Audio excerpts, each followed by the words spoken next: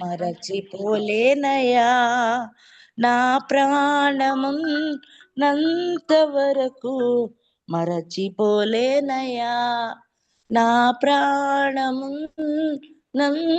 వరకు మరచిపోలేనయా మేలులు నీ మేలులు మరచిపోలేనయా మేలులు నీ మేలులు మరచిపోలేనయా.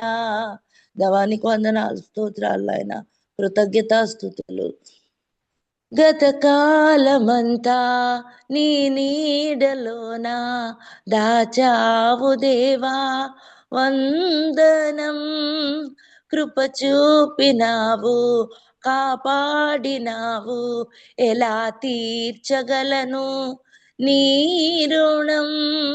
పాడనా నీ కీర్తన, పొగడనా వెనోళ్ళనా, వందనం యేసయ్యా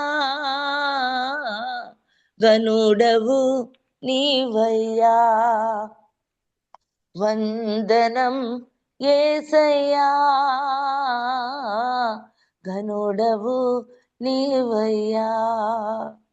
స్తోత్రం స్తోత్రం స్తోత్రం. మహాగణుడ, వాత్సల్యము గల ప్రవ్వా, తండ్రి కుమార పరిశుద్ధాత్మ త్రియేక దేవ, మా తండ్రివైన ప్రవ్వా, నీ ఘనమైన నామానికి లెక్కలేని వందనాలు స్తోత్రాలు చెల్లిస్తున్నాం నాయన తండ్రి. ఏ పాటి వారమయ్యా నాయన తండ్రి, మీరు మనుషులు జ్ఞాపకం చేసుకోవటానికి నాయన తండ్రి మేము ఏపాటి వారము అయినను నాయన మేము మంటివారమని నాయన తండ్రి మమ్మల్ని మరువక నాయన తండ్రి, మీరు మమ్మలను నాయన తండ్రి నీ కుమారత్వానికి నాయన తండ్రి నీ సింహాసనంకి నాయన సమీపముగా రావటానికి కృపను ధన్యతను ఇస్తా ఉన్నారు ప్రభా. అందును బట్టి నీకు వందనాలు. 2026 సంవత్సరము నాయన మీతో కలిసి నాయన తండ్రి మేము అడుగుపెట్టి ఉన్నాం ప్రభా. మా జీవిత కాలమంతయు నాయన మీతోనే సహవాసం చేయాలని ఆశపడుతున్నాం ప్రభా. మా ఆశ కోరిక మీరై ఉన్నారు ప్రభా. ఇదిగో తండ్రి, వాక్యం ద్వారా మమ్మల్ని దర్శించండి ప్రభా, వాక్యం ద్వారా మమ్మల్ని బలపరచండి ప్రభా. నాయన తండ్రి మా జీవితాల్లో నాయన ఈ నూతన సంవత్సరము నాయన తండ్రి నీతో ఎలాగ నాయన తండ్రి మా జీవితాన్ని నాయన తండ్రి ముందుకు విశ్వాస జీవితంలో కొనసాగింప చేయాలో మీరే మీ దాసుల ద్వారా మాట్లాడండి ప్రభా. మమ్మల్ని వాక్యం ద్వారా బలపరచమని మీకే వందనాలు స్తోత్రాలు చెల్లిస్తూ ఈ చిన్న స్తుతి ఆరాధన మీ పాదాలకు సమర్పించుకుంటూ బలిపీఠాన్ని సమీపవస్తుండగా నాయన తండ్రి మమ్మల్ని మేము తగ్గించుకుంటూ నాయన నీ నామాన్ని హెచ్చిస్తూ మా రక్షకుడు మా ప్రియప్రభు అయిన యేసుక్రీస్తు ఉన్నత శక్తి గల నామంలో మాత్రమే అడిగి వేడుకొంచున్నాం తండ్రి. ఆమేన్. ఆమేన్. ఆమేన్. హల్లెలూయా. Praise the lord. Thank you so much అన్నారు. అందరికీ వందనాలండి. ఝాన్సీ అక్క ప్లీజ్.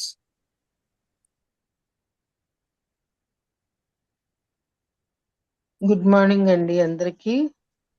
మరి అందరికి నూతన సంవత్సర శుభాకాంక్షలు తెలియజేస్తున్నాను. ఈరోజు మన మధ్యలో వాక్యం అందించడానికి బావి అన్న సిద్ధంగా ఉన్నారు. వారిని పరిచయం చేయటం గౌరవంగా భావిస్తున్నాను. ఒక్క నిమిషం అండి, ఇది నిన్న పోస్ట్ చేయలేదన్నా. ఒక్క నిమిషం.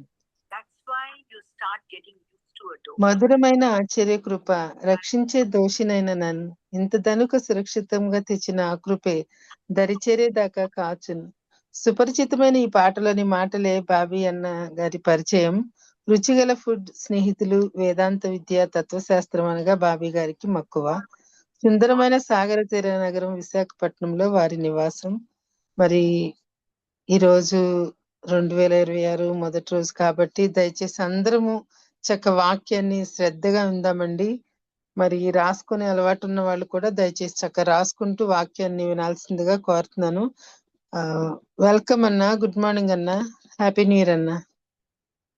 హ్యాపీ న్యూ ఇయర్ అమ్మా. థ్యాంక్ యూ సో మచ్ అండి అందరికి. నా వాయిస్ క్లియర్ గా ఉందండి? క్లియర్ గా ఉందండి. ఓకే అమ్మా. ఇది వీడియో ఏంటో నా ఫోను అలా సెట్టింగ్స్ లోకి వెళ్ళి చేయమంటుంది, కానీ నాకు టైం లేక నేను చేయలేకపోతున్నానండి. నాకు ట్రై చేసాను, రావటం లేదు వీడియో. నేను ఆడియోలోనే మాట్లాడతాను. కొద్దిగా వేరే ప్లేస్ లో ఉన్నాం. ఆశు ఈరోజు పెట్టలేకపోయింది. నిన్న తను కూడా చాలా బిజీగా ఉంది, అందుకని నేనే మ్యాటర్ వరకు తయారు చేసి పెట్టాను ఫ్లైయర్లోని. I'm sorry for the inconvenience అండి. అందరికీ కూడా ప్రభువైన యేసుక్రీస్తు నామములో శుభములు వందనములు తెలియజేసుకొంచున్నానండి. చేరువచ్చిన ప్రతి ఒక్కరికి కూడా మీ కుటుంబాలకు మీకు నూతన సంవత్సర శుభాకాంక్షలు తెలియజేసుకొంచున్నానండి.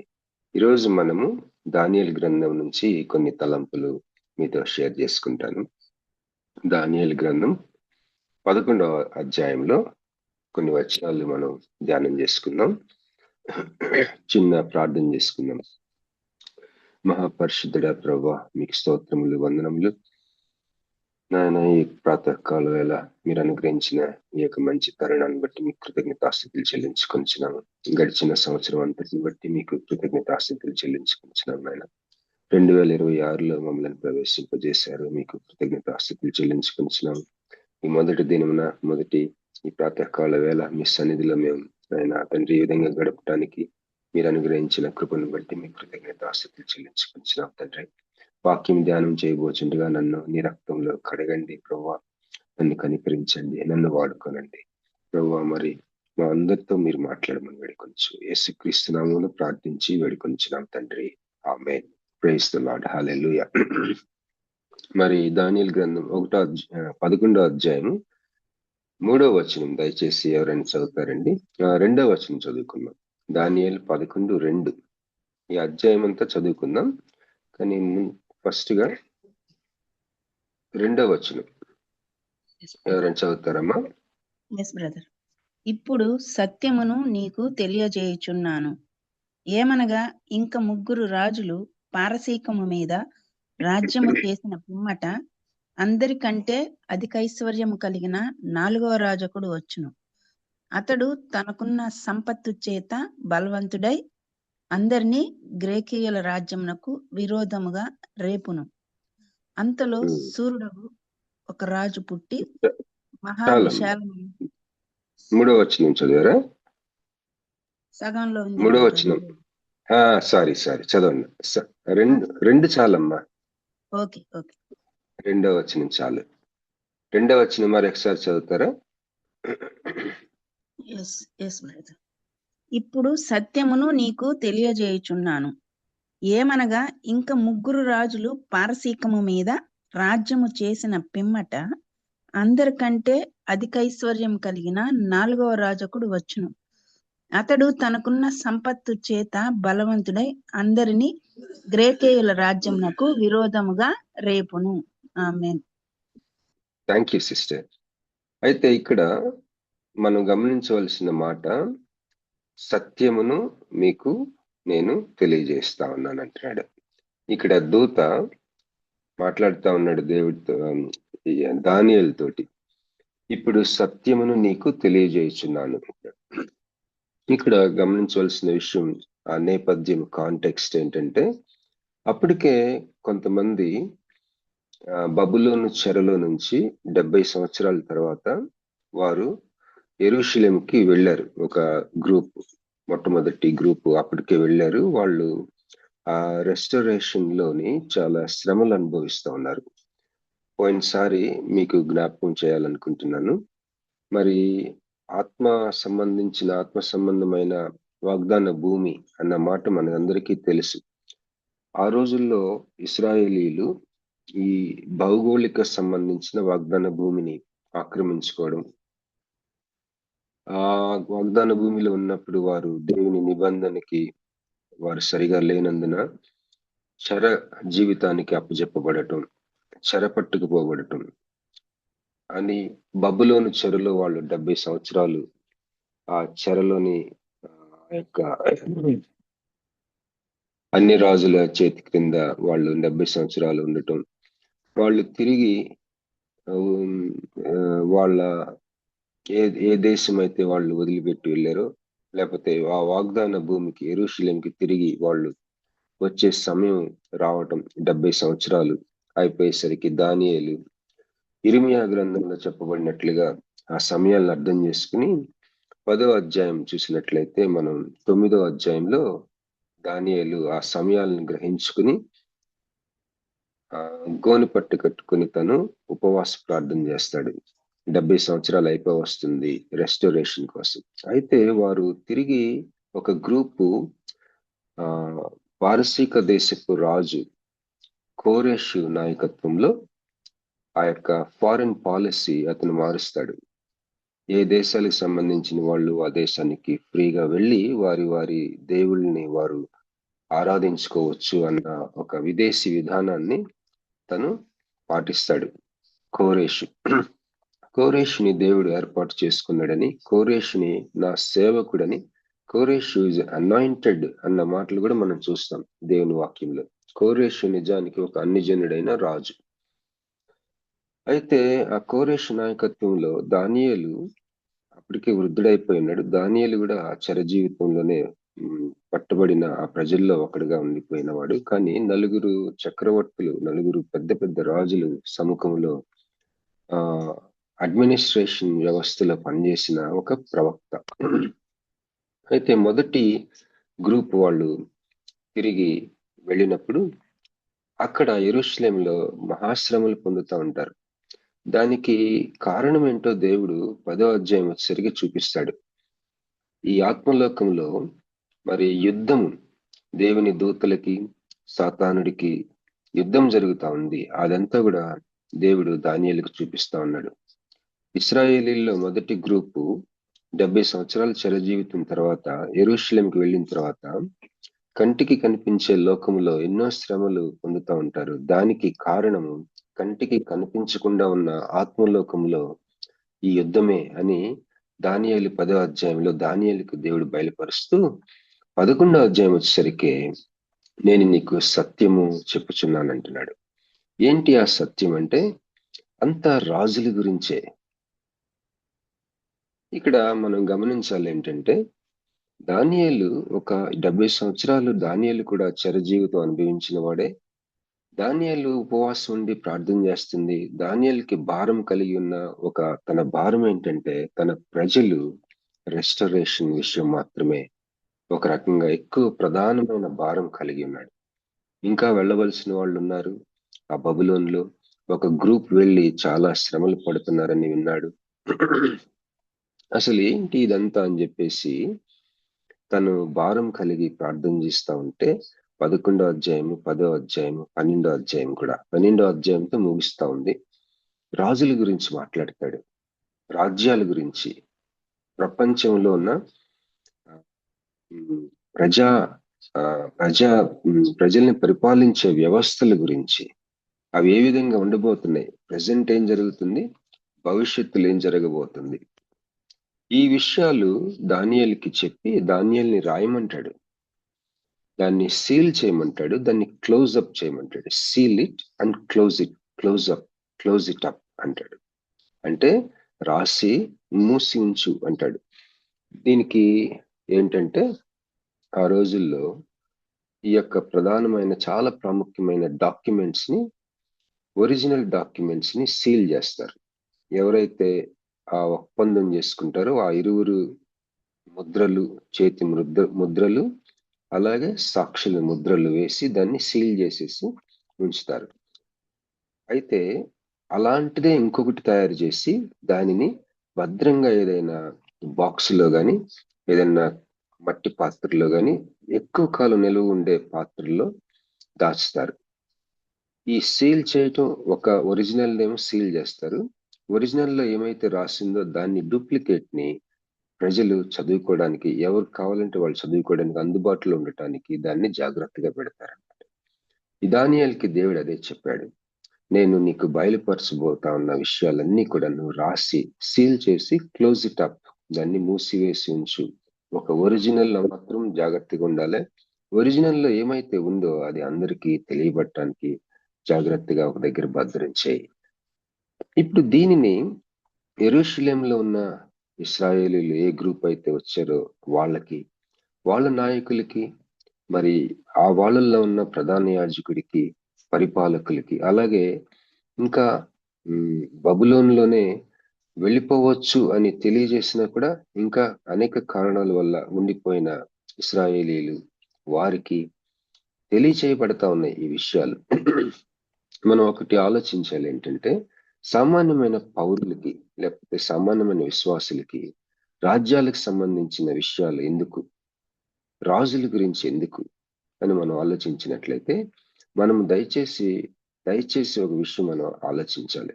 ఏంటంటే, మన దేవుడు, మనం ఎవరినైతే తండ్రి అని పిలుస్తా ఉన్నామో ఆ దేవుడు చక్రవర్తి అయి ఉన్నాడు, రాజులకి రాజు అయి ఉన్నాడు. నీ తండ్రి రాజు అయి ఉన్నాడు. అది మాత్రం మనం మర్చిపోకూడదు. అందుకే 1 పేతురు దగ్గరికి వచ్చేసరికి పేతురికి దేవుడు ఒక ప్రత్యక్షత ఇచ్చాడు. ఏంటంటే, విశ్వాసులైన వారు ఎవరైనా సరే, ఉన్నవాళ్ళు అవ్వచ్చు, లేని వాళ్ళు అవ్వచ్చు, మరి స్త్రీలు అవ్వచ్చు, పురుషులు అవ్వచ్చు, పిల్లలు అవ్వచ్చు, వృద్ధులు అవ్వచ్చు, ఎవరైనా సరే విశ్వాసులు రాజులైన యాజక సమూహం అన్నాడు. అది ఉత్తిత్తి మాటలు కాదండి, ఏదో మనల్ని మంచి ఫీలింగ్ వచ్చే మాటలు కాదు, అది నిజం. రాజులు, యాజకులు ఎట్ ఎ టైం, ఒకేసారి దేవుని యొక్క రాజ్యంలో ఒకేసారి 2-3 కరెక్ట్ అవుతా ఉంటాయి, 2-3 కో ఎగ్జిస్ట్ అవుతా ఉంటాయి. అదేంటంటే మనము రాజులము, యాజక సమూహం అని చెప్పేసి.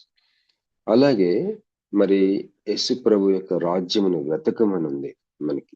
దేవుని యొక్క సువార్తలు మనం చూసినట్లే, దేవుని పరిశుద్ధ గ్రంథంలో మత్తయి సువార్తలు, ఆయన రాజ్యమును, ఆయన నీతిని మొదట వెతుకుము అంటారు. మరి ఇక్కడ సత్యమును నీకు తెలియజేస్తా ఉన్నాను అంటున్నాడు దేవుని దూత దానియేలుతో మాట్లాడుతున్నాడు. 11వ అధ్యాయం ఇప్పుడు సహోదరి ప్రసీద గారు చదివారు కదండి. దానియేలు 11:2 వచనం మనం చదువుకున్నాం. ఇప్పుడు సత్యమును నీకు తెలియజేయుచున్నాను. ఇక్కడ సత్యము అన్న మాట మూల అర్థం, ఇది దానియేలు గ్రంథము హెబ్రీ భాషలో రాయబడింది. హెబ్రీ భాషలో ఉన్న మూల పదము చూసుకున్నట్లయితే, ఏ అర్థమైతే ఆ యొక్క పదములో ఇమర్చబడి ఉందో అదే అర్థము యేసు ప్రభు వారు తన గురించి చెప్తా ఉన్నారు. యోహాను సువార్త 14వ అధ్యాయంలో నేనే సత్యమని. దానియేలు గ్రంథం మనం చూసినట్లయితే ఈ 12 అధ్యాయాల్లో చూజాయిగా యేసు ప్రభు గురించి ప్రత్యక్షతలుంటాయి. మరి దానియేలు రాస్తూ తన స్నేహితులకి జరిగిన సన్నివేశాన్ని రికార్డ్ చేస్తూ, వారు షడ్రక్, మెషక్, అబేద్నెగోల్ని వారు అగ్నిలో వేసినప్పుడు 4వ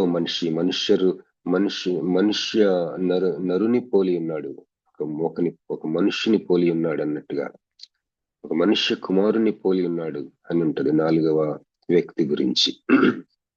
అలాగే ఇదే దానియేలు గ్రంథము మనం 2వ అధ్యాయం మనం చూసినట్లయితే 19వ వచనం చదువుతారమ్మా దయచేసి. దానియేలు 2:19 నుంచి 23వ వచనం వరకు చదవండి అమ్మా.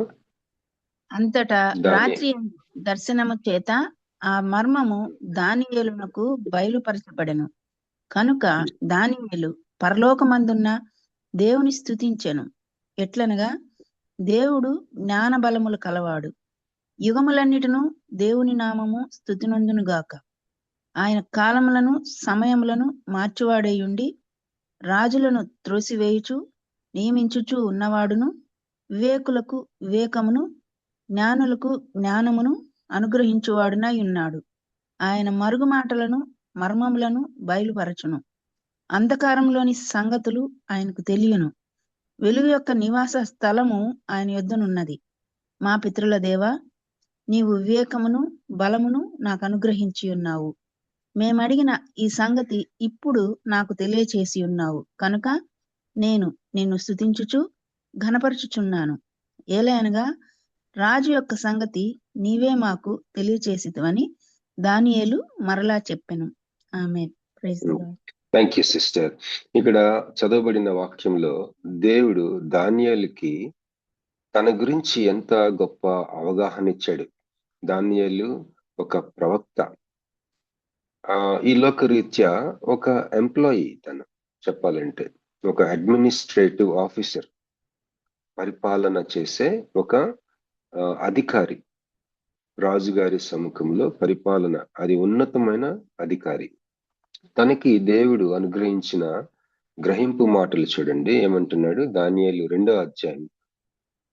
ఎట్లనగా దేవుడు జ్ఞాన బలములు కలవాడంట, యుగములన్నిటను దేవుని నామము స్తుతినందునుగాక. ఆయన కాలములను సమయములను మార్చువాడై ఉన్నాడని ఉంటుంది. రెండింటినీ మార్చాడంట. దేవునిలో ఉన్న గొప్పతనం ఏంటంటే ఎవరైనా సరే భవిష్యత్తుని మార్చగలరేమో దేవుడైతే, కానీ అంటారు పాస్ట్ టెన్స్ ని, గతాన్ని మార్చగలిగిన దేవుడు అంటున్నాడు. మనం ప్రకటన గ్రంథంలో చూస్తే వర్తమాన భూత భవిష్యత్ కాలములందు ఉండువాడు అని ఉంటది. దేవుడికి కాలాలతోటి పని లేదు, అంటే కాలాలు ఆయనకి వర్తించవు. ఆయన ఎవరో ఒక అతను అడిగారు, వాట్ ఈస్ ద బిగినింగ్ అని అడిగాడు. దేవుని వాక్యంలో ఇన్ ద బిగినింగ్ అని ఉంటుంది కదా, వాట్ ఈస్ దట్ అని అడిగితే ఆ సేవకుడు సమాధానం చెప్పినప్పుడు నాకు చాలా ఉపయోగపడింది. గాడ్ క్రియేటెడ్ ద బిగినింగ్ అని చెప్పాడు. ఆది యందు అన్న మాటలు మనము ఆది కాండంలో చూస్తాము, యోహాను సువార్తలో చూస్తాం. ఆ ఆది కాండంలో ఆది యందు దేవుడు భూమి ఆకాశములను సృజించాను అని ఉంటుంది కదా. అదే విధంగా యోహాను సువార్తలో ఆది యందు వాక్యం ఉండెను అని ఉంటుంది.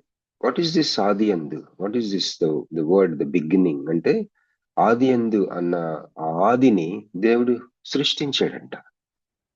ఆదినే సృష్టించాడు దేవుడు.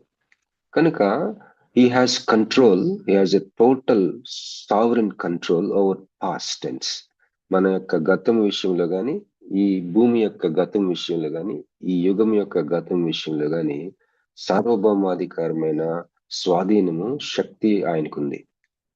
ఆయన అంటున్నాడు, దానియేలు అంటున్నాడు దేవుని గురించి, కాలములను సమయములను మార్చువాడు, రాజులను త్రోసివేసేవాడు, నియమించువాడు.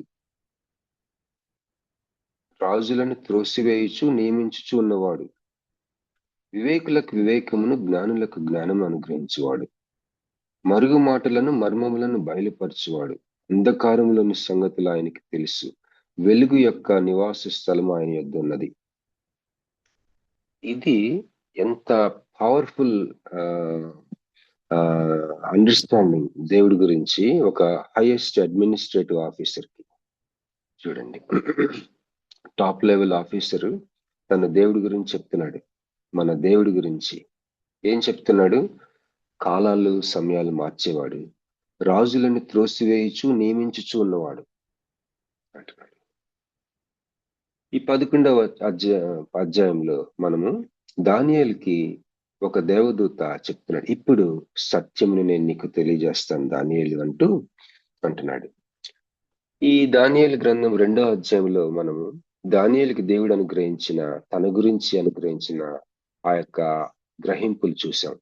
రాజులను త్రోసివేస్తూ నియమించుచూ ఉన్నవాడని, కాలాలు దాన్ని మార్చివాడై ఉన్నాడని, అలాగే మరి కొద్దిగా ముందుకెళ్తే నెబుకద్నెజరుకి వచ్చిన కళ, ఆ కళలో చేయి సహాయం లేకుండా ఒక రాయి వచ్చి ఆ విగ్రహ ప్రతిమ కాళ్ళ మీద పడినప్పుడు ఆ విగ్రహం కుప్పకూలిందని, ఆ రాయి చూచుచుండగా మహా గొప్ప కొండ అయిందని, దానికి అంతు లేదని చెప్పేసి ఆ రాయి మనం జ్ఞాపకం ఉంచుకుందాం. ఇక్కడ దేవుడి గురించి రాజులను త్రోసివేయుచు నియమించువాడు అన్న గ్రహింపు మనం జ్ఞాపకం ఉంచుకుందాం. ఇంకొద్దిగా ముందుకెళ్తే మరి తన ఫ్రెండ్స్ చెప్పారు, మేము అగ్నిలో పడవేసినప్పుడు there is another man walking with us. దాని గురించి గ్రహించుకున్నాడు. ఇక్కడ సత్యము అన్న మాట దేవుని దూత చెప్తూ, ఈ సత్యం గురించి నేను చెప్తానన్న ఆ దూత రాజుల గురించి చెప్తున్నాడేంటి? రాజులు పడిపోవటం, లేవటం, రాజుల తీరు, వాళ్ళు పుట్టుకు రావటం, రాజుల గురించి చెప్తున్నాడేంటి అని ఆలోచించుకొని ఉంటాడు. రాజులను త్రోసివేస్తూ నియమించుచు ఉన్నవాడు, ఆయన చేసిన తీరుతెన్నులు, చేయబోతున్న తీరుతెన్నులు రాజుల విషయంలో. నేను అడిగింది ఏంటి, ఆయన చెప్తుంది ఏంటి? నేను అడిగింది నా ప్రజల యొక్క రెస్టరేషన్ విషయంలో వాళ్ళు పడుతున్న శ్రమలు, కానీ ఆయన చెప్తుంది రాజుల గురించి చెప్తున్నాడు. What is this connection? మనం ఈరోజు ఆలోచించాలి. ఈరోజు మనం ఇండియాలో డెమోక్రసీలో ఉన్నాము, మరి మన 2026లో ప్రవేశించాము. మరి మనం మనం మాట్లాడుకుంటే చాలాసార్లు మనం దేశాల గురించి మాట్లాడుకుంటాం, ట్రంప్ గురించి మాట్లాడుకుంటాం, మోడీ గురించి మాట్లాడుకుంటుంటాం, లేకపోతే పక్కన పాకిస్తాన్ గురించి మాట్లాడుకుంటాం, లేకపోతే గల్ఫ్ కంట్రీస్ లో మనోళ్ళు చాలా మంది ఉండొచ్చు. మన పిల్లలు ఉన్న దేశాల గురించి, ఆ దేశాల్లో ఉన్న ప్రభుత్వాల గురించి మాట్లాడుకుంటుంటాం, తరచుగా మాట్లాడుకుంటుంటాం. మరి ఈ మధ్యలో రష్యా 2 రోజుల క్రితం రష్యా ఆ యొక్క ప్రెసిడెంట్ ఇంటి మీదకి డ్రోన్స్ అటాక్ జరిగిందని లేటెస్ట్ న్యూస్. వాడు గమ్మునుండడు, వాడు ఏదో చేస్తాడని మనం మాట్లాడుకుంటా ఉన్నాం. We are actually simple believers, but we always think about various administrations in the world. ప్రపంచంలో ఉన్న అనేకమైన రాజ్యాల గురించి, రాజుల గురించి సామాన్య విశ్వాసమైన మనము చాలా తరచుగా మాట్లాడుకుంటుంటాం. విశ్వాసులంగా అయితే బైబిల్ని ఈ లోకంలో జరుగుతున్న పరిపాలనా వ్యవస్థల్ని కనెక్ట్ చేసుకోవడానికి చాలా ప్రయత్నం చేసుకుంటుంటాం. దేవునికి అది చాలా ఇష్టం. దానియేలుకి చెప్తా ఉన్నాడు, దానియేలు నువ్వు అడుగుతున్నది నాకు తెలుసు. ఏంటి అడుగుతున్నావు? బబులోను చెర 70 సంవత్సరాలు ముగించుకుని ఒక గ్రూపు మరి వెళ్ళారు. నువ్వు ఉపవాసం ఉండి ప్రార్థన చేశావు. కోరేషుని లేవనెత్తాను నేను. కోరేషు తన యొక్క విదేశీ విధానం ద్వారా మరి బబులోను సామ్రాజ్యం నుంచి యూదుల్ని యెరూషలేంకి పంపాడు. కొంతమంది వెళ్ళారు. మొదటి గ్రూపు జెరుబ్బాబెలు అనే ఆ యొక్క గవర్నరు, అలాగే యెహోషువ అనే ప్రధాన యాజకుడు, వీళ్ళ సమక్షంలో వాళ్ళు వెళ్ళారు. అక్కడ వాళ్ళకి విపరీతమైన శ్రమలు వచ్చినాయి. ఆ శ్రమల వెనుక ఆత్మలోకంలో గొప్ప యుద్ధం జరుగుతుంది. అంతేకాదు, ఈ యుద్ధము జరుగుతానే ఉంటది. ఆత్మలోకంలో జరుగుతున్న యుద్ధానికి, ఈ లోకంలో జరుగుతున్న రాజ్యాలకి, రాజులకి, యేసుక్రీస్తు ప్రభువుకి ఉన్న ఆ యొక్క ఆ కనెక్షన్, ఆ యొక్క ఆత్మ సంబంధమైన గ్రహింపు నువ్వు గ్రహించుకోవాలి. అంతేకాదు, ఈ చెరలో బబులోనులో ఉన్న యూదులకు తెలియాలది. అలాగే మరి ఇప్పటికే యెరూషలేంకి వెళ్ళిన మొదటి గ్రూప్ లో ఉన్న నాయకులకు తెలియాలి. ఆ యొక్క సామాన్యమైన యూదులకు కూడా తెలియాలి. నా ప్రజలందరికీ తెలియాలి. ఎలా తెలుస్తుంది? ఇక్కడ మనం లూకాసు వార్త 1వ అధ్యాయంలో ఒక మాట ఉంటుంది. లూకాసు వార్తకి వెళ్దామండి. లూకాసు వార్త 1వ అధ్యాయంలో 2వ వచనం. ఆరంభం నుండి కన్నులారా చూచి వాక్య సేవకులైన వారు మనకి అప్పగించిన ప్రకారము మన మధ్యను నెరవేరిన కార్యములను గూర్చి వివరంగా వ్రాయుటకు అనేకులు పూనుకున్నారంట. ఇక్కడ మనం గమనించవలసిన మాట, వాక్య సేవకులు. ఎవరిల్లు? Ministers of the word. ఎవరు వీళ్ళు? నమ్మకంగా దేవుని మాటల్ని మరొక చెవికి చేరవేసేవారు. మనం నమ్మకత్వము, యథార్థత కేవలం డబ్బు విషయంలో అనుకుంటాం, కానీ మన జ్ఞానం విషయంలో కూడా ఇంటెగ్రిటీ అవసరం. మరీ ముఖ్యంగా మాటల విషయంలో మనం దేవుని సంగతులు వినిన విషయాలు మరొకరికి చెప్పేటప్పుడు వి షుడ్ హ్యావ్ ఇంటెగ్రిటీ, యథార్థత అవసరం. ఎందుకంటే అది వాక్య సేవకులంగా మనం దేవుడు వాడుకుంటాడు ఒక్కోసారి. ఇప్పుడు దానియేలు కాంటెక్స్ట్ లో, దానియేలేమో బబులోన్లో ఉన్నాడు. దేవుడు అనుగ్రహిస్తూ ఉన్న తనకి గ్రహింపులు, మాటలు, అదృశ్యాలు, దర్శనాలు, దేవదూత చెప్తున్న విషయాలన్నీ కూడా యెరూషలేంలో ఉన్న వారికి తెలియచేయడానికి దేవుడు మనుషుల్ని వర్డ్ ఆఫ్ మౌత్ ద్వారా వాడుకున్నాడు. వారి మాటల ద్వారా తెలియచేయబడి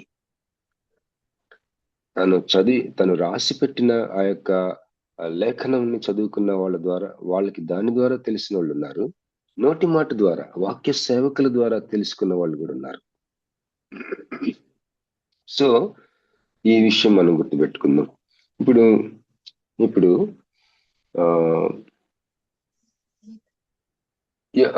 దానియేలుకి చూజాయిగా అర్థమవుతా ఉంది. ఈ తన స్నేహితులు మంటల్లో కాలిపోకుండా కాపాడిన దేవుడు బానే ఉంది, కాపాడాడు. కానీ who is that fourth man? 4వ వ్యక్తి ఎవరు? మనుష్య కుమారుని పోలిన వ్యక్తి ఎవరు? 7వ అధ్యాయంలో ఆ యొక్క క్లౌడ్ మీద, లేకపోతే మేఘముల మీద దిగి వచ్చిన మనుష్య కుమారుని పోలిన ఒకరిని చూశాను. అక్కడ తీర్పు సెట్టింగ్ లో యేసుక్రీస్తు ప్రభువుని సుజాయిగా చూపిస్తాడు దానియేలుకి దేవుడు. 7వ అధ్యాయం, దానియేలు 7వ అధ్యాయంలో. 2వ అధ్యాయంలోనేమో రాజులను ఏమంటున్నాడు? 2వ అధ్యాయంలో రాజులను త్రోసివేస్తూ నియమిస్తూ ఉన్నవాడంట. అదే 10వ అధ్యాయంలో మనం చూసాము. 11వ అధ్యాయం, ఇప్పుడు మనం ధ్యానించే అధ్యాయం 11వ అధ్యాయం వచ్చేసరికి నేను నీకు సత్యమును తెలియజేస్తా ఉంటున్నాను అంటున్నాడు ఒక దూత. నేను నీకు సత్యమును తెలియజేస్తున్నాను. ఇప్పుడు 10వ అధ్యాయం లాస్ట్ వచనంలో సత్య గ్రంథం అని ఒక మాట ఉంటుంది. ఇవన్నీ కూడా మనం మన ముందు పెట్టుకుని చూస్తే దానియేలుకి యేసుక్రీస్తు ప్రభు యొక్క ప్రీ ఇన్కార్నేట్, ఆ యొక్క తను నరవతారం ధరించకుండా ఉన్న ముందు స్థితి, నరవతారిగా ఆయన ఇంకా ఈ లోకానికి రాక ముందు ఉన్న ఆ క్రీస్తుని, నరవతారి అయిన తర్వాత రాబోతున్న క్రీస్తుని చూపిస్తానికి దేవుని ఆత్మ ఆ ప్రవక్త జీవితం మీద పనిచేస్తా ఉన్నాడు. అదే రాస్తా ఉన్నాడు. యోహాను సువార్తకు వచ్చేసరికి 14వ అధ్యాయం 6వ వచనం దయచేసి చదువుదామమ్మా. యోహాను సువార్త 14:6 దయచేసి చదవండి. యేసు, నేనే మార్గమును సత్యమును జీవమును, నా ద్వారానే తప్ప ఎవడును తండ్రి యొద్దకు రాడు. చూసారండి, నేనే సత్యం అన్నాడు. ఎంత ఆశ్చర్యం అండి. ఇక్కడ ఇది క్రొత్త నిబంధన ఏ భాషలో రాయబడిందండి? ఎవరైనా చెప్పగలరా? ఇప్పుడు సువార్త గ్రీక్ భాష ప్రధానంగా, అరమాయిక్ కూడా కొంత వాడారని ఉంటది, గ్రీకు. అయితే దానియేలు గ్రంథమేమో హెబ్రీ భాషలో రాయబడిన మాట దానియేలు 11లో 2వ వచనంలో ఇప్పుడు సత్యమును నీకు తెలియజేస్తా ఉన్నాను అని ఆ మాటలో, ఆ వచనంలో ఉన్న సత్యము యొక్క మూలార్థమును యేసు ప్రభు నేను సత్యము అని చెప్తున్న ఆ మాటలో ఉన్న సత్యంలో ఉన్న మూలార్థం రెండు ఒకటే. నేను ఇక్కడ చెప్పొచ్చేది ఏంటంటే, దయచేసి గమనించండి, ఏ సత్యాన్నైతే దూత దానియేలుకి బయలుపరుస్తున్నాడు, దాని మూర్తిభవం, దాని ఎంబాడిమెంట్ నేనే అని చెప్తున్నాడు. క్రొత్త నిబంధనలో యోహాను సువార్తకు వచ్చేసరికి యోహానుకు చెప్తున్నాడు, యోహాను రాయ్, ఐ యామ్ ద ట్రూత్ అని. మీ జ్ఞాపకం ఉంటుంది కదా, మనం ఒకసారి పిలాతు, యేసుక్రీస్తు ప్రభు, పిలాతు ఆయనకి యేసు ప్రభుకు జరిగిన పర్సనల్ కాన్వర్సేషన్ లో సత్యమును గురించిన సాక్ష్యం ఇవ్వటానికి నేను పుట్టానని చెప్తున్నాడు పిలాతుకి. సత్యమును గురించి సాక్ష్యం ఇవ్వడానికి నేను పుట్టాను. మనం అందరం క్రిస్మస్ సెలబ్రేట్ చేసుకున్నాం. క్రిస్మస్ దేవుని యేసుక్రీస్తు వారి పుట్టుక. అది ఎందుకు పుట్టాడో ఆయన చెప్పాడు, సత్యం గురించి సాక్ష్యం ఇవ్వడానికి పుట్టాను అంటున్నాడు. మరి ఇప్పుడు దయచేసి మనం 11వ అధ్యాయం వివరంగా కొంత చదువుకుందాం. దానికి ముందుని ఒక్కసారి 1 కొరింథీ 2వ అధ్యాయంకి వెళ్దాం. 1 కొరింథీ 2వ అధ్యాయం.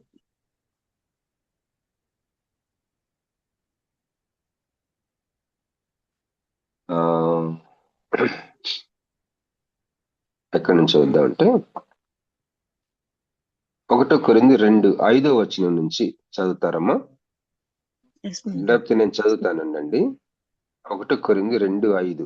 నేను మాట్లాడినను, సువార్త ప్రకటించినను, జ్ఞానయుక్తమైన తీయని మాటలను వినియోగింపక, పరిశుద్ధాత్మయు దేవుని శక్తియు కనపరుచు దృష్టాంతములను వినియోగించుతిని. పరిపూర్ణులైన వారి మధ్య జ్ఞానమును బోధించుచున్నాము. అది ఈ లోక జ్ఞానము కాదు, నిరర్ధకులైపోవచ్చున్న ఈ లోకాధికారుల జ్ఞానము కాదు గాని దేవుని జ్ఞానము మర్మమైనట్టుగా బోధించుచున్నాము. ఈ జ్ఞానము మరుగయుండెను. జగదుత్పత్తికి ముందుగానే దీనిని దేవుడు మన మహిమ నిమిత్తము నియమించెను. ఈరోజు వినుచున్న విశ్వాసి, నీ మహిమ నిమిత్తము ఒక జ్ఞానాన్ని దేవుడు చాలా కాలం మరుగు చేసి ఉంచిన ఆ జ్ఞానాన్ని నీ కోసం, నీ మహిమ కోసం నియమించాడంట. 2026 ఈ యొక్క గ్రహింపుకి మరి మరి మనము ఈ యొక్క మన ఆత్మీయ జీవితాలు ఉజ్జీవింపబడే విషయాల్లో మరి మన కొరకు దాచబడి మరుగు చేయబడిన జ్ఞానాన్ని అందుకునే ఒక సంవత్సరంగా, మరి ఒక రాజరికపు మకుటముగా దేవుడు నిన్ను వాడుకోవాలని, నువ్వు ఖచ్చితంగా నాయకత్వపు ఏరియాకు ప్రవేశించాల. ఈ సంవత్సరం వినిచున్న విశ్వాసి, you have to involve in the leadership issues, in royal matters. రాజరికపు మ్యాటర్స్ లో నువ్వు ఇన్వాల్వ్ అవ్వాల. అది ఏ లెవెల్ అయినా సరే యూ హ్యావ్ టు ఇన్వాల్వ్.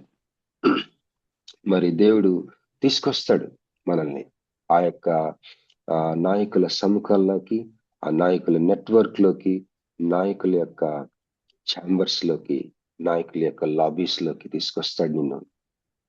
అది అనాయింటింగ్ అన్న సంగతి గుర్తుపెట్టుకో. నువ్వు ప్రభావితం చేయాలి, ఖచ్చితంగా ప్రభావితం చేయాలి. అది దానికోసం దేవుడిని ఏర్పాటు చేసుకున్నాడు. ఇక్కడ అంటున్నాడు, పరిపూర్ణులు అయిన వారి మధ్య జ్ఞానమును బోధించుచున్నాము, అది ఈ లోక జ్ఞానము కాదు, నిరర్ధకులైపోవచ్చిన లోకాధికారుల జ్ఞానం కాదు, గాని దేవుని జ్ఞానము మర్మమైనట్టుగా బోధించుచున్నాము. మర్మం అంటే పూర్తిగా అర్థం కాదు, కానీ కొద్దిగా అర్థం అవుతుంటది. ఈ జ్ఞానము మరుగైండెను. ఈ జ్ఞానము మరుగైందంట. ఏ జ్ఞానాన్ని అయితే మేము మర్మంగా బోధిస్తున్నామో, మర్మమైనట్టుగా బోధిస్తున్నామో, ఆ జ్ఞానము మరుగై ఉంది. జగదుత్పత్తికి ముందుగానే, ఈ జగత్తుని ఉత్పత్తి చేయడానికి ముందుగానే దీనిని దేవుడు మన మహిమ నిమిత్తమై నియమించాడంట. నీ మహిమ నిమిత్తం నియమించాడు.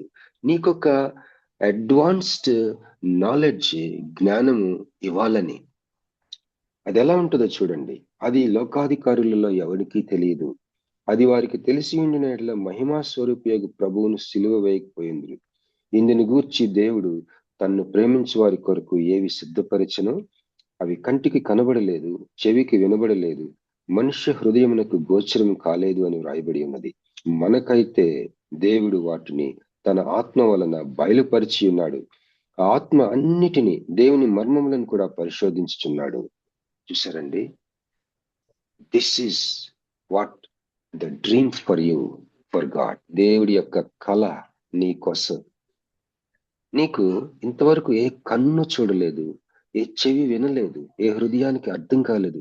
అలాంటి క్రొత్త లోకాన్ని నీకు పరిచయం చేయాలని, క్రొత్తగా వాడుకోవాలని, క్రొత్త ఆ హైయెస్ట్ ప్లేసెస్ లో నిన్ను వాడుకోవాలని దేవుని యొక్క ఆశ ఉంది. నిన్ను దేవుడు హెచ్చించబోతా ఉన్నాడు. నువ్వెన్నడూ ఊహించినంత హెచ్చించబోతా ఉన్నాడు దేవుడు. మహా గొప్ప వాళ్ళను కలుసుకుంటావు. గొప్ప, అసలు వీళ్ళని నా జీవితంలో చూస్తానా అన్న వాళ్ళను కలుసుకుంటావు. అలాంటి వారి మధ్య క్రీస్తు పరిమళంగా, క్రీస్తు జ్ఞానాన్ని అందించే ఒక రాజకీయ మకుటంగా, ఆయన చేతిలో భూషణ కిరీటంగా నువ్వు ఉండాలని ఆయన కళ. దేవునికి స్తోత్రం. ఇప్పుడు మనం సత్యము ఏ విధంగా ఈ లోకంలో యేసుక్రీస్తు ప్రభు వారు ఈ లోకంలో మరి అనేక రూపాల్లో ఉన్నారు. మనము స్వస్థత పొందుకున్నప్పుడు ఆయన స్వస్థత అనుగ్రహించేవాడు కాదు, కానీ ఆయనే స్వస్థత అని మనం చూస్తా ఉన్నాం. అసలు దారి లేనప్పుడు దారి ఓపెన్ అవ్వగానే ఆ ఓపెన్ అయిన దారి అది ఒక విషయం కాదు, అది ఒక వ్యక్తి. ఐ ఆమ్ ద వే అని చెప్తున్నాడు దేవుడు. అలా చూసాం. మరి ఇంకా ఆయన రకరకాలుగా జీవాన్ని మనం అనుభవిస్తా ఉన్నప్పుడు, మనం ఇంకా బాగా నిరుత్సాహం, నిస్పృహ, మనకి అసలు లైఫ్ లెస్ గా ఫీల్ అవుతున్నప్పుడు, ఏదో రూపంలో, ముఖ్యంగా వాక్య రూపంలో మనల్ని బలపరిచినప్పుడు, ఆయన మన జీవాన్ని ప్రసాదించినప్పుడు, ఆయన్ని యేసుక్రీస్తు ప్రభుని ఇదా యేసయ్యా అని అనుభవించున్నాం. అలాగా ఆయన అనేక రీతిలుగా బయలుపరచబడుతూ ఉన్నారు మన జీవితంలో. మనం అనుభవిస్తూ ఉన్నాం. మరి నా శరీరమును తిని నా రక్తమును త్రాగువాడు వాడిలోనే జీవం ఉంటది అని చెప్తున్నాడు కదా. మరి యేసయ్య మనకి ఈ లోకంలో ఏది కూడా మనల్ని బలపరచకుండా ఉన్న స్థితిలో ఒక సూపర్ న్యాచురల్ గా, అంటే ప్రకృతి అతీతంగా మనం బలం అనుభవించినప్పుడు, ఆ బలము మరొకటి కాదు, యేసుక్రీస్తు యొక్క మూర్తి. అది ఎంబాడిమెంట్ ఆఫ్ క్రైస్ట్ ని మనం టేస్ట్ చేశాం. ఆయన అంటున్నాడు, జీవాన్ని నేనే, ఐ ఆమ్ ద లైఫ్ అని చెప్పిన దేవుడు మనకు అనుగ్రహించబడుతున్న ఆ యొక్క యాక్టివేటింగ్ ఫోర్స్ ఏదైతే ఉన్నదో మనలో, దాన్ని మనం అది జస్ట్ ఎంజాయ్ చేసి గమనుంటాం కాదు, ఎక్స్పీరియన్స్ చేసి స్తుతించటం కాదు, అది యేసుక్రీస్తు పర్సన్, అది ఆయన వ్యక్తి, అది ఆయన అని. నీ జీవితంలో అసలు ఎన్నడూ లేన, అసలు ఏ ఐడియా కూడా పుట్టకుండా ఉన్నప్పుడు, ఒక ఐడియా తోటి నువ్వు దాంట్లో ఒక పర్టికులర్ ఒక విషయం నుంచి విజయవంతంగా బయటపడినప్పుడు, ఆ ఐడియా, ఆ విజ్డమ్ క్రీస్తు. ఇలాగ రకరకాలుగా యేసుక్రీస్తు మనకి బయలుపరుస్తబడుతూ ఉంటుండగా ఈరోజు ఒక క్రొత్త కోణం ఏంటంటే, రాజులను త్రోసివేయచ్చు, నియమించుచు ఉన్న దేవుడు, దాని గురించి దానియేలు చెప్తున్నాడు. దానియేలుకి దేవుని దూత చెప్తున్నాడు, దానియేలు, I want to tell you the truth, I want to give you the truth. ఏంటంటే ఆ సత్యము, ఇదిగో నేను చెప్పబోతున్నా సత్యం నేను నీకు తెలియజేస్తున్నాను. ఆ సత్యం క్రీస్తు. ఇప్పుడు దీన్ని నువ్వు పట్టుకో. సత్యం ఏంటంటే, ఒక రాజు లెగుస్తున్నప్పుడు ఆ లేపే ఆ యొక్క హోల్ థింగ్ ఈజ్ జీసస్. ఒక రాజు త్రోసివేయబడుతున్నప్పుడు, ఏదో ఒక నాయకుడు out of nowhere is coming in to position, that whole of coming into position out of nowhere is Christ. Can you locate Jesus Christ in these administrations levels? Can you see Jesus in these highest places? ఇప్పుడు చూడు దానియేలు, నువ్వు అడుగుతుంది restore అవుతున్న people యొక్క సమస్యల గురించి, శ్రమల గురించి, but you look at Jesus అని చెప్తున్నాడు. ఇప్పుడు మనం దానియేలు 11వ అధ్యాయం వద్దాం. ఇక్కడ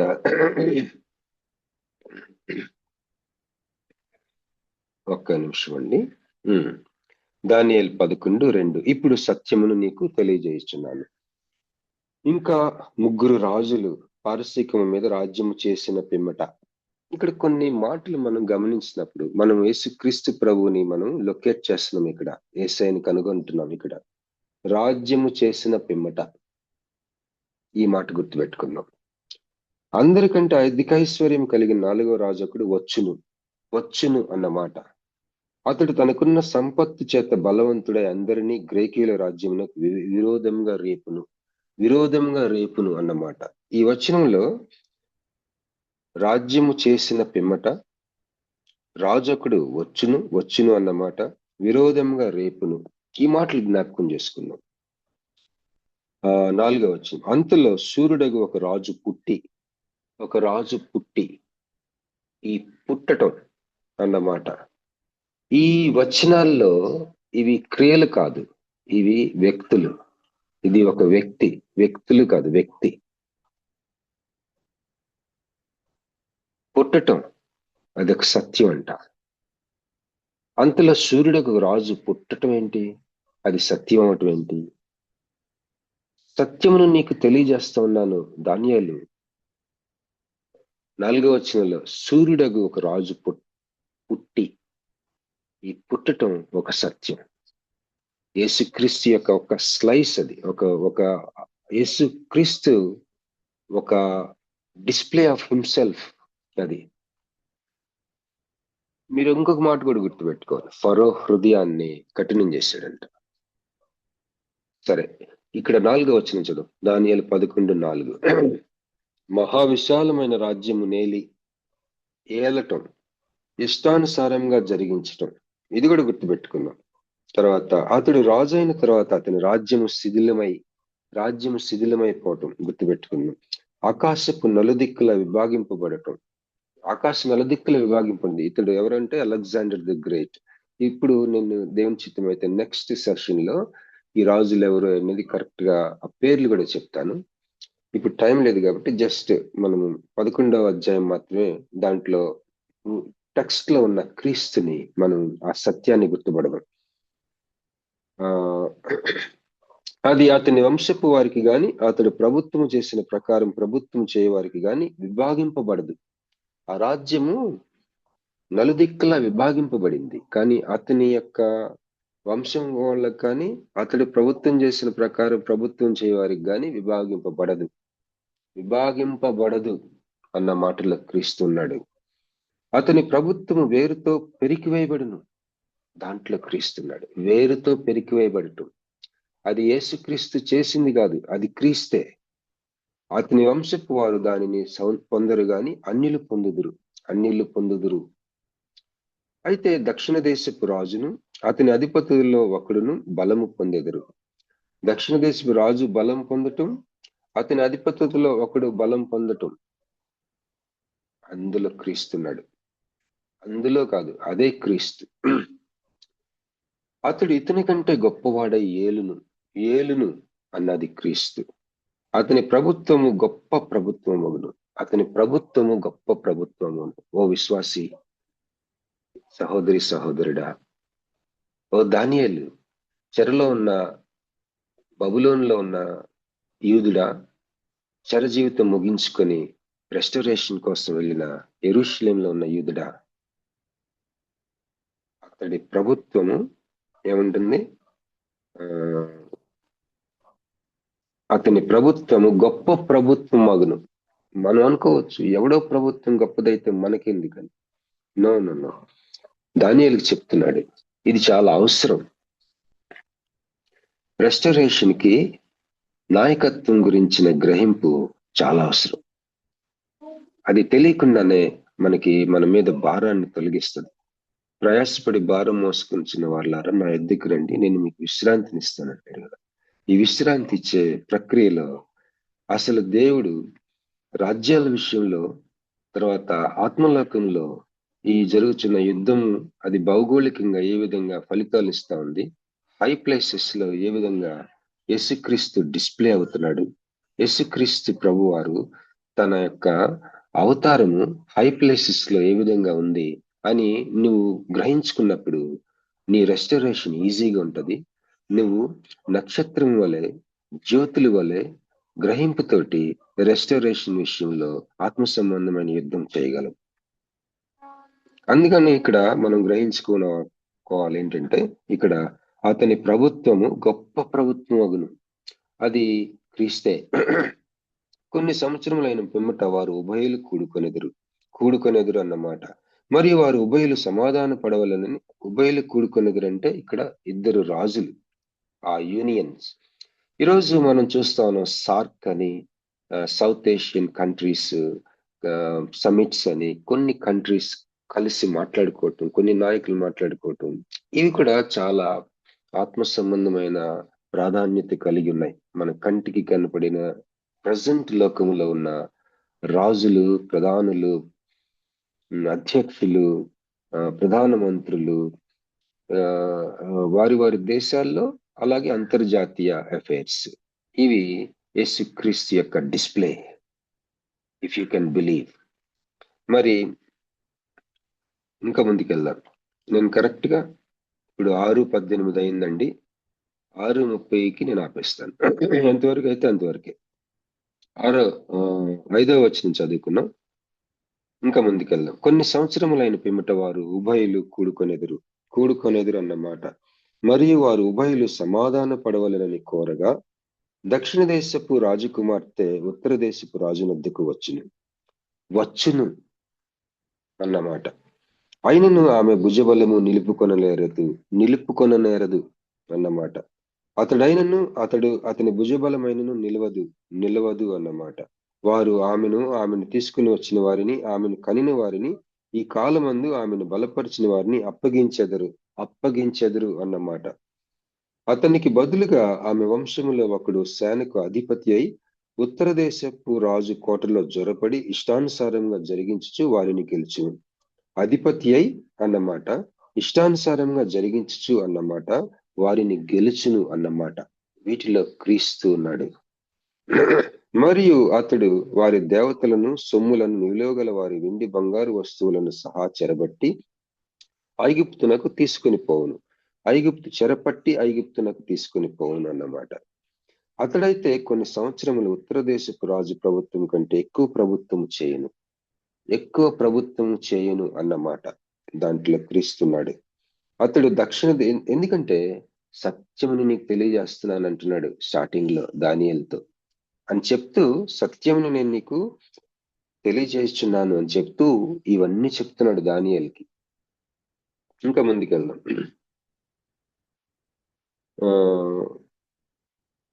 అతడు 9వ వచనం చదువుతున్నానండి. దానియేలు 11:9. అతడు దక్షిణ దేశపు రాజు దేశంలో జొరబడి మరలి తన రాజ్యమునకు వచ్చును. రావటం అన్న మాట గుర్తుపెట్టుకున్నాం. అతని కుమారులు యుద్ధము చేయబూని మహాసైన్యముల సమూహమును సమకూర్చుకుందరు. చూసారండి, యుద్ధము చేయబోనటం అన్నమాట. మహాసైన్యముల సమూహమును సమకూర్చుకుంటాం. అలాగే అతడు వచ్చి ఏరువలే ప్రవహించి ఉప్పొంగును. ఈ యొక్క క్రియలు, వర్బ్స్ మనం గుర్తుపెట్టుకుందాం. ఏరువలే ప్రవహించి, ఆ రాజు ఏరువలే ప్రవహించి ఉప్పొంగుతాడంట. ఆ మాట గుర్తుపెట్టుకుందాం. యుద్ధము చేయబూని కోట దనుక వచ్చును.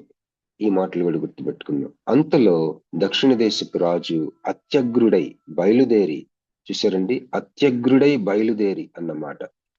ఉత్తర దేశపు రాజుతో యుద్ధము జరిగించును అన్నమాట.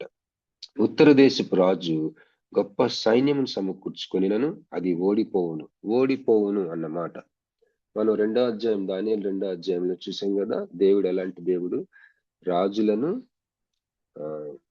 ఏముందండి, రాజులను ఒకసారి మాట చదువుకుందాం.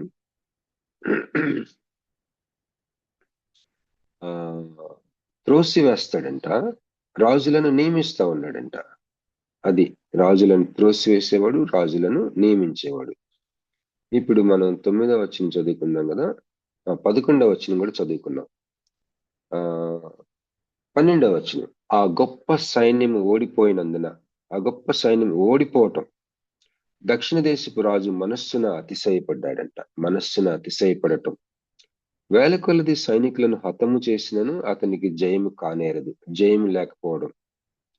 ఏలయనగా 13వ వచనం, ఏలయనగా ఉత్తర దేశపు రాజు మొదటి సైన్యం కంటే ఇంకా గొప్ప సైన్యం సమకూర్చుకొని మరలా వచ్చును. మరలా రావటం, గొప్ప సైన్యం సమకూర్చుకొని మరలా రావటం. దీంట్లో క్రీస్తు మూర్తిభవించి ఉన్నాడండి. వీటన్నిటి, ఈ క్రియా శబ్దాలన్నిట్లో, ఈ వర్బ్స్ అన్నిట్లో, ఈ క్రియా శబ్దాలన్నిట్లో, రాజుల యొక్క అఫైర్స్ లో, క్రియలన్నిట్లో కూడా, క్రియా శబ్దాల్లో క్రీస్తు సత్యంగా దాగి ఉన్నాడు. లేకపోతే మర్మంగా ఆయన దర్శనం ఉంది, ఆయన ఉన్నాడు, ఆయన మూర్తి ఉంది, ఆయన ఎంబాడిమెంట్ ఇది ఈ క్రియా శబ్దాలన్నిట్లో. అతడు గొప్ప సైన్యమును ఆ కాలాంతమున, అనగా కొన్ని సంవత్సరములైన పిమ్మట, అతడు గొప్ప సైన్యమును విశేషమైన సామగ్రిని సమకూర్చి నిశ్చయముగా వచ్చును. ఈ క్రియా శబ్దాలు గుర్తుపెట్టుకుందాం. 14వ వచనం, ఆ కాలముల యందు అనేకులు దక్షిణ దేశపు రాజుతో యుద్ధము చేయుటకు కూడి వచ్చెదరు. అనేకులు కూడి రావటం, ఆ దక్షిణ దేశపు రాజుతో యుద్ధం చేయటానికి. నీ జనములోని బందిపోటు దొంగలు దర్శనమును రుజువుపరిచినట్లు కూలుదురు గాని నిలవలేక కూలుదురు. 15వ వచనం, అంతలో ఉత్తర దేశపు రాజు వచ్చి ముట్టడి దెబ్బ వేయును. దక్షిణ దేశపు రాజు యొక్క బలము నిలవలేకపోయినందునను, అతడు ఏర్పరచుకుని జనము దృఢ శౌర్యము పొందకపోయినందునను, ఉత్తర దేశపు రాజు ప్రాకారములు గల పట్టణమును పట్టుకొనును. ఉత్తర దేశపు రాజు ఏం చేశాడంట?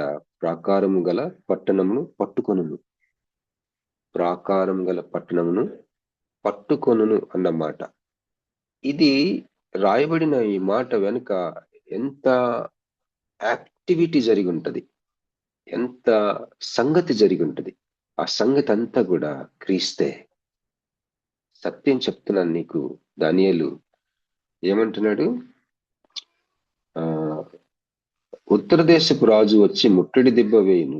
దక్షిణ దేశపు రాజు యొక్క బలము నిలవలేకపోయినందునను అతడు ఏర్పరచుకున్న జనము దృఢ శౌర్యము పొందకపోయినందునను సరైన ట్రైనింగ్ లేదంట వాళ్ళకి. ఉత్తర దేశపు రాజు ప్రాకారములు గల పట్టణమును పట్టుకొనును. 16వ వచనం. వచ్చిన వానికి ఎదురుగా ఎవరునూ నిలవలేకపోయినందున తనకిష్టం వచ్చినట్టు అతడు జరిగించిన గనక ఆనందము గల ఆ దేశంలో అతడుండగా అది అతని బలము వలన పాడైపోవును. తర్వాత 17వ వచనం. ఇక్కడ క్రియాశబ్దాలు మనం చూసినట్లయితే క్రీస్తు సత్యంగా ఏ విధంగా మూర్తిభవించి తన ప్రెజెన్స్ ఏ విధంగా అక్కడ ఆ అఫైర్స్ లో తను ఆ క్రియా శబ్దాల్లో యేసుక్రీస్తు ఏ విధంగా ఉన్నాడో మనం గుర్తుపట్టాలి.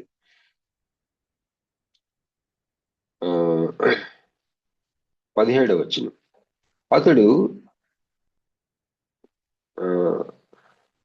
అతడు తన రాజ్యం యొక్క సమస్త బలమును కూర్చుకొని రావాలని ఉద్దేశింపగా అతనితో సంధి చేయబడును. ఏమనగా నశింపజేయవచ్చునని ఒక కుమార్తెను అతనికి ఇచ్చెదరు. అయితే ఆమె సమ్మతింపక అతని కలుసుకొనదు. 18వ వచనం. అతడు ద్వీపముల జనముల తట్టు తన మనస్సును త్రిప్పుకొని అనేకులను పట్టుకొనును. అయితే అతని వలన కలిగిన అవమానమును ఒక అధికారి నివారణ చేయును. మరియు ఆయన అవమానము అతని మీదికి మరలా వచ్చినట్లు చేయను. అది అతనికి రాక తప్పదు. 19వ వచనం. అప్పుడు అతడు తన ముఖమును తన దేశములోని కోటల తట్టు త్రిప్పుకొనును గాని ఆటంకపడి కూలి అగుపడకపోవునంట. 20వ వచనం. అతనికి మారుగా మరి ఒకడు లేచి ఘనమైన రాజ్యం ద్వారా పన్ను పుచ్చుకొని వానిని లేపును. చూసారండి, మరి ఒకడు లేచి అన్నమాట. పన్ను పుచ్చుకొంచు వానిని లేపును. కొన్ని దినములైన పిమ్మట అతడు నాశనమగును అన్నమాట. ఈ నాశనము ఆగ్రహం వలనైనను యుద్ధము వలనైనను కలగదు. అతనికి బదులుగా నీచుడొకడు వచ్చును అన్నమాట. అతనికి రాజ్య ఘనత నీయరు గాని నెమ్మది కాలం ముందు అతడు వచ్చి ఇచ్చకపు మాటల చేత రాజ్యమును అపహరించటం. ప్రవాహం వంటి బలము అతని ఎదుట నుండి వారిని కొట్టుకొని పోవటం వలన వారు నాశనమవటం. సంధి చేసిన అధిపతి సహా నాశనమగటం. 23వ వచనం. అతడు సంధి చేసినను మోసపుచ్చును. అతడు స్వల్ప జనము గలవాడైనను ఎదురాడి బలము పొందటం. ఏంటి బాబీ గారు, కొత్త న్యూ ఇయర్ జనవరి 1 తెల్లవారి ఇదంతా ఏంటి, ఇంత బుర్రకి ఎక్కటం లేదు, ఎటో వెళ్ళిపోతుంది, చెవుల్లోకి ఎక్కటం లేదు, మైండ్లోకి వెళ్ళటం లేదు. ఫిజిక్స్, కెమిస్ట్రీ, స్టాటిస్టిక్స్ లేకపోతే రాకెట్ సైన్స్ వింటున్నట్టుంది. అసలు ఏంటి ఉదయాన్నే ఇది మంచిగా మాటలు, ప్రవచనం ఏదో చెప్తారేమో, లేకపోతే మంచి ఆదరణకరమైన మాటలు మాట్లాడతారేమో అనుకుని ఎవరైనా నిరుత్సాహపడటానికి అవకాశం ఉంది ఈ మెసేజ్ ఉంటే. కానీ దీంట్లో ప్రవచనం ఉంది విశ్వాసి, సహోదరి, సహోదరుడా. దీంట్లో దేవుని కలంది నీ జీవితం మీద. నిన్ను దేవుడు ఎక్కడైతే నాటాడో అక్కడ పరిపాలనా వ్యవస్థ కోసం నిన్నుంచాడు. హల్లెలూయా. నీ చుట్టూ ఉన్న ఇప్పటికే నీ పరిచయాల్లో ఉన్న పరిచయాలు, నీకున్న పరిచయాలకి వాళ్ళకున్న పరిచయాల కోసం నిన్ను పిలుస్తున్నాడు. He wants you to ride or journey in high places. యాకోబుని దేవుడు ఉన్నత స్థలములను ఎక్కించాడు. కనుక దయచేసి యేసుక్రీస్తు యొక్క ఒక అవతారం రాజుల, పరిపాలకుల, లేకపోతే నాయకులు, ముఖ్యంగా అన్ని జనుల్లో వాళ్ళ యొక్క అఫైర్స్ లో ఆయన మూర్తిభవించి ఉన్నాడు. దానిని పరిశుద్ధాత్మ సహాయంతో మనం వివేచించాలి. నీ యొక్క స్పిరిచువల్ లైఫ్ కి చాలా ఇంపార్టెంట్ ఇది. నీ పిలుపుకి, నీ రక్షణ జీవితానికి చాలా ముఖ్యం. చాలా మంది ఏది పాపమో ఏది పాపం కాదో తెలియకుండా ఉంటారు ఈ లోకంలో. ఒక్కొక్కసారి మరి మనం గ్రహించుకోవాల్సిన విషయం ఏంటంటే, సంఘానికి ఈ లోకానికి ఉన్న మధ్య గోడ చాలా రబ్బర్ లాంటిదట. ఎక్కడ మెత్తగుండాలో మనమే చూసుకోవాలా. ఉదాహరణకి ఒక హైందవ కుటుంబం, లేకపోతే నువ్వు పనిచేస్తున్న దగ్గర ఒక నాయకుడి యొక్క కుటుంబం, లేకపోతే నాయకుడి యొక్క తన జీవితం ఒక్కొక్కసారి దేవుని రాజ్యానికి దగ్గరగా ఉందేమో, లేకపోతే నీ యొక్క పని నైపుణ్యం మరి హైయెస్ట్ ప్లేసెస్ లో ఉండే వాళ్ళకి చాలా అవసరమని దేవుడు ఒక డిజైన్ చేశాడు. నీ యొక్క సెట్టింగ్ అంతటిని నీకోసమే. ఏది ఏమైనా సరే మనం తెలుసుకోవాల్సింది ఏంటంటే, అవర్ రెస్టరేషన్, అవర్ రివైవల్, మన ఉజ్జీవము, మన యొక్క తిరిగి పునరుద్ధరింపబడటం, ఇవన్నీ కూడా ఆత్మలోకంలో జరుగుతున్న పోరాటం. ఆ పోరాటము మన దేవుడు చక్రవర్తి కాబట్టి చిన్న చిన్న పోరాటాలు కాదు అవి భయంకరమైన హై లెవెల్, చాలా ఉన్నతమైన యుద్ధాలు ఆత్మలోకంలో జరుగుతూ ఉన్నాయి. దాని యొక్క పర్యవసానాలు ఈ భూలోకంలో, దాని ఫలితాలు భూలోకంలో మన కంటికి కనిపిస్తా ఉన్నాయి. కాబట్టి మరి దానియేలు వలె మనం కూడా ఏదో నేను ఒక అడ్రస్ లేనోడిని అనుకోకుండా, నేను ఒక అనామకుడిని అనుకోకుండా, ఐఎమ్ సింపుల్ పర్సన్ అనుకోకుండా, మనం ఏదో చిన్న చిన్న పాలు తాగే వాళ్ళంగా ఉండకుండా బలమైన ఆహారం తినే వాళ్ళంగా మరి ఈ యొక్క నూతన సంవత్సరం ఉండాలని నేను మిమ్మల్ని ప్రోత్సహించాలని ఆశపడుతున్నాను. ఒక మాట చదువుకొని ముగించుకుందాం. యెషయా గ్రంథము 62వ అధ్యాయము ఒక మాట చదువుకుందాం. ఈ అధ్యాయం అంతా దయచేసి చదువుకోండి మీకు సమయం ఉన్నప్పుడు. 3వ వచనం, యెషయా 62:3. నీవు యెహోవా చేతిలో భూషణ కిరీటముగాను, నీ దేవుని చేతిలో రాజకీయ మకుటముగాను ఉండువు. విడవబడిన దానివని ఇక మీదట నీవు అనబడవు, పాడైనదని ఇకను నీ దేశమును గుర్చి చెప్పబడదు. హెప్సిబా అని నీకును, బ్యూలా అని నీ భూమికిని పేర్లు పెట్టబడును.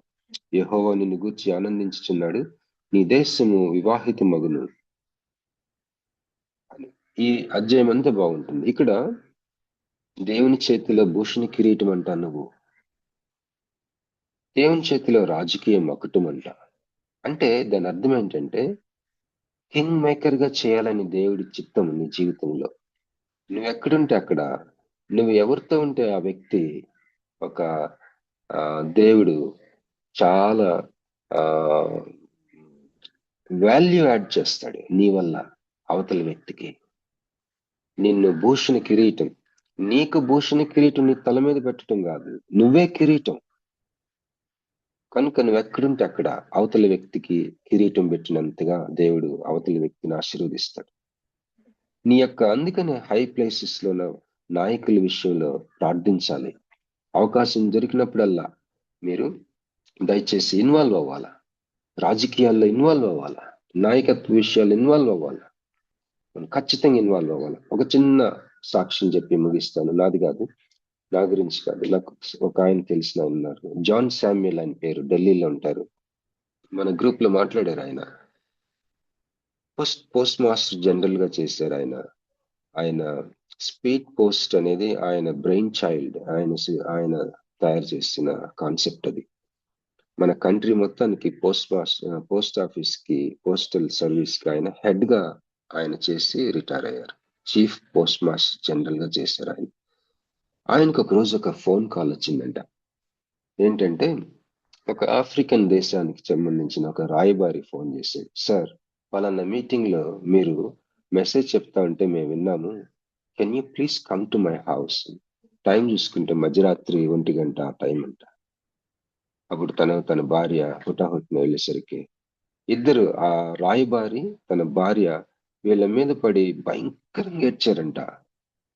చూస్తే అంబాసిడర్ ఆఫ్ ఎ కంట్రీ. ఎందుకు ఏడుస్తున్నారంటే, look at my son, just now he died. తన కొడుకును పోగొట్టుకున్నాడు, చనిపోయాడు. మాకెవ్వరు తెలియదు ఇండియాలో, ఎవరు నమ్మగలం? మేము రాయబారులుగా ఎవరితో క్లోజ్ గా ఉండకూడదు వేరే కంట్రీలో. కానీ నువ్వు యథార్థవంతుడు అనిపించింది జాన్ శామ్యూల్, నిన్ను నమ్మాలనిపించింది. మాకెవ్వరు లేరు ఇక్కడ ఉండటానికి. పనోళ్ళు అయితే 100ల్లో ఉంటారు, స్టాఫ్ ఉన్నారు. నేను వేరే కంట్రీ అంబాసిడర్ని కాబట్టి, వేరే దేశపు రాయబారిని కాబట్టి ఎవరితో మేము క్లోజ్ గా ఉండటానికి రూల్స్ ఒప్పుకోవు. కానీ ఎవరి మీదన్నా ఒక భుజం మీద పడి నేను ఏడవాలని ఆశపడ్డాను, అందుకే నేను పిలిచాను నిన్ను. ఆ స్టార్టింగ్ పాయింట్ ఎంతవరకు వెళ్ళిందంటే, అనేకమైన అంబాసిడర్స్ కి జాన్ శామ్యూల్ ఒక సంఘ కాపురిగా ఉన్నాడు ఈరోజు ఢిల్లీలో. చూసారా? నేను నిన్ను రాజకీయ మొకటం గాను, భూషణ కిరీటం గాను నా చేతిలో ఉన్నావు అంటున్నాడు. ఒకసారి క్రిస్మస్ కి నన్ను పిలిచాడు John Samuel, Bobby come and attend సి. ఒక 40-50 మంది అంబాసిడర్స్ కి, కేవలం అంబాసిడర్స్ కి క్రిస్మస్. అది ఇస్రాయల్ అంబాసిడర్ కూడా ఉన్నది దాంట్లో, లేడీ, ఢిల్లీలో చేశాడు. God can use you like that. ఈ వాంట్స్ టు యూజ్ యూ. ఎందుకంటే నీ మీద ఉన్న దేవుని యొక్క చిత్తము, మరుగై ఉన్న జ్ఞానము ఇంతవరకు మరుగు చేయబడింది, నీ కోసం సిద్ధపరచబడింది, నీ మహిమ కోసం నియమించబడిన జ్ఞానం ఒకటి ఉంది. మైండ్ పెడదాం, దయచేసి స్టడీ చేద్దాం, ఇంకొద్దిగా లోతుకెళ్దాం, కష్టపడదాం, ఆత్మ సంబంధమైన విషయాలను గ్రహించుకుందాం. రాజకీయాల్లో, నాయకత్వ విషయాల్లో, ఇన్ఫ్లుయెన్షియల్ పీపుల్ తోటి, అఫైర్స్ తోటి చాలా జాగ్రత్తగా ఇన్వాల్వ్ అవుదాం. ఇట్ విల్ హ్యావ్ రిస్క్ ఉంటది, బట్ స్టిల్ ఆనర్ ఉంటది. ఈ రెండింటిని సెపరేట్ చేయలేం. Where there is honour there is risk. ఈ రెండింటిని సెపరేట్ చేయటానికి అవ్వదు. కానీ దేవుడు నిన్ను ఆ ఏరియాస్ కి పిలుస్తా ఉన్నాడు. హల్లెలూయా. ఆ నాయకత్వంలో పిలుస్తున్నాడు దేవుడు. ఈ మాటల్ని తన నామ మహిమార్థమై దీవించిన గాక. థ్యాంక్ యూ అండి.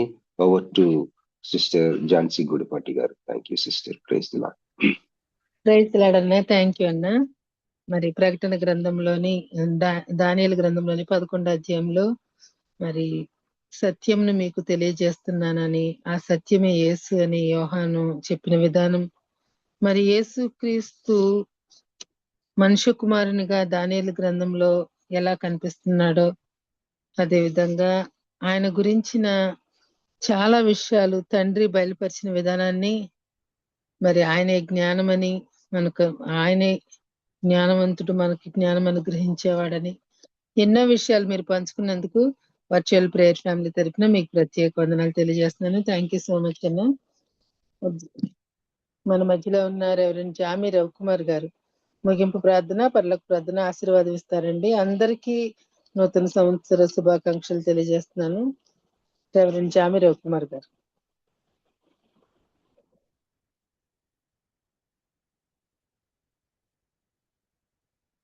జామి రవికుమార్ గారు లేనట్లయితే పాస్టర్ మురళీ బాబాయ్ గారు. ప్రార్థన చేసుకుందామండి. మహాపరిశుద్ధుడ, జీవం కలిగిన దేవ, జీవాధిపతి, మీ ఘనమైన పాదాలకు వందనాలు, స్తోత్రాలు చెల్లిస్తున్నాం నాయన. గడిచిన సంవత్సరం నుంచి ఈ సంవత్సరం వరకు మీ కాపుదల్లో, మీ భద్రతలో మమ్మల్ని కాపాడారు. అనేక ఒడిదుడుకుల్లో మీరు తోడుగా ఉన్నారు, సహాయం చేశారు నాయన. తిరిగి 2026 సంవత్సరం చుట్టానికి మీరు మాకు ఇచ్చినటువంటి కృపను బట్టి మీకే వందనాలు, స్తోత్రాలు చెల్లిస్తున్నాం నాయన. ఈ 2026 సంవత్సరం తండ్రి మా అందరి జీవితాల్లో ఒక నూతనత్వం నింపులాగా తండ్రి దయను అనుగ్రహించండి. ఎంత పర్యంతం మీ దేందో అసలు పెట్టుకున్నారు.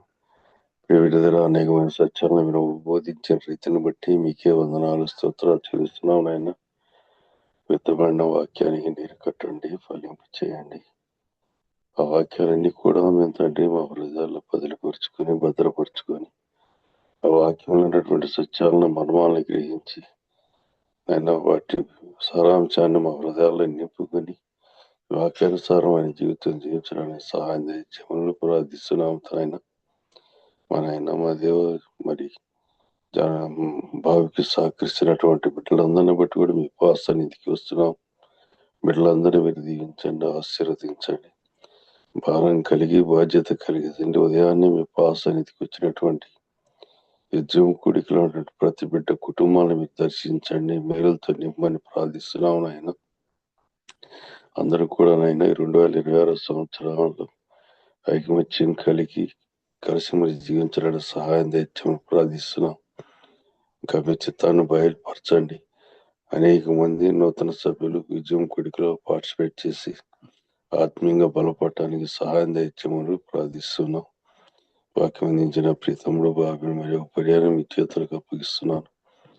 బావి చేస్తున్నటువంటి పని పాటలన్నింటిలో మీరు తోడుగా ఉండండి. తనకిచ్చినటువంటి ఆర్ఫను దీవించండి, బిడ్డలందరూ ఆశీర్వదించండి, కుటుంబంలో మేలు కలిగించమని ప్రార్థిస్తున్నాం నాయన. నేను ఎత్తబడిన వాక్యం ద్వారా మమ్మల్ని సరి చేసుకోవడానికి నేను ప్రభుత్వం జీవించమని కూడా ప్రార్థిస్తూ మా కొరకు శిలువలో తన ప్రాణ బలికి పెట్టిన మా ప్రభువును మీ ప్రియ కుమారుడు లోకరక్షకుడు మా ప్రాణ విమోచకుడు యేసుక్రీస్తు వారి అతి శ్రేష్ట ఉన్నత నామాన్ని అడిగి వేడుకొని ప్రార్థిస్తున్నాను తండ్రి. ఆమేన్. పరలోకమందున మా తండ్రి, నీ నామం పరిశుద్ధపరచబడును గాక, నీ రాజ్యం వచ్చును గాక, నీ చిత్తం పరలోకమందు నెరవేర్చినట్టు భూమి అందరూ నెరవేరును. మన దిన ఆహారం మా దయచేయండి, మా అపరాధం చేసిన వారిని మీకు క్షమించిన ప్రకారం అపరాధములు క్షమించండి, శోధనలో నీకు తీక దుష్టుని తప్పించండి. రాజ్యము శక్తి మహిమ నిరంతరం మీరైనారు తండ్రి. ఆమేన్. మన పరమ తండ్రి దేవుని ప్రేమ, కుమారుని యేసుక్రీస్తు వారి కృప, ఆదరణకర్త అయిన పరిశుద్ధాత్మ జ్ఞానాన్ని సహవాసం చేరుకున్న మనకును సకల పరిశుద్ధులకును సదాకాలము తోడని నడిపించుగాక. ఆమేన్, ఆమేన్, ఆమేన్. అందరికీ వందనాలని. Happy new year. అందరికీ హ్యాపీ న్యూ ఇయర్ అండి. థ్యాంక్ యూ పాస్టర్ గారు. అందరికీ హ్యాపీ న్యూ ఇయర్ అండి. ప్రార్థించిన పాస్టర్ మురళీ బాబాయ్ గారికి, వాక్యం అందించిన బాబీ అన్నకి వందనాలు తెలియజేస్తూ ముగించుకుందామండి. హ్యావ్ ఎ నైస్ డే అండి. థ్యాంక్ యూ అండి. జాయిన్ అయిన మీ అందరికీ.